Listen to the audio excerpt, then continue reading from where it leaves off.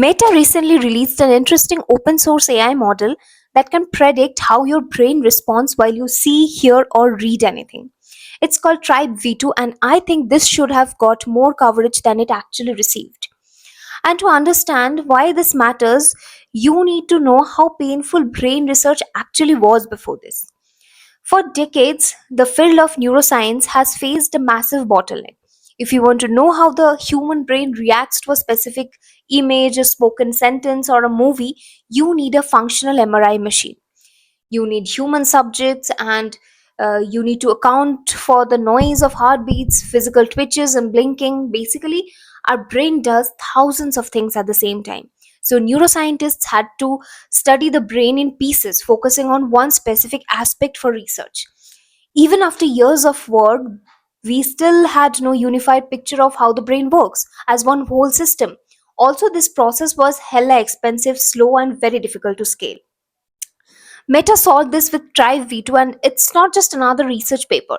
They trained the model on a massive dataset of 1,000 hours of fMRI recordings that they got from scanning the brains of 720 people while they listened to podcasts, watched movies, and read text. And then they trained an AI model to predict exactly what happens inside a human brain when it processes these stimuli.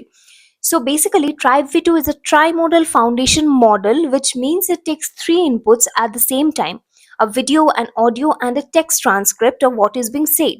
Then each of these goes through three frozen pre-trained AI model.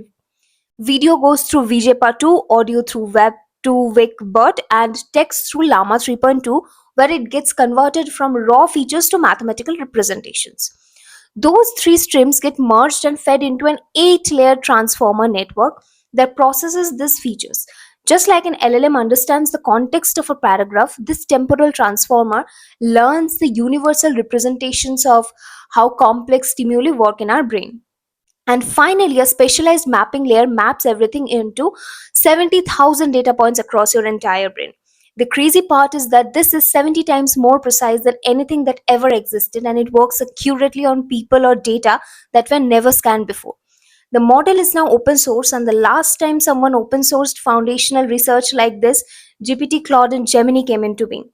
I believe Tribe V2 has the potential to usher in a new frontier in neuroscience.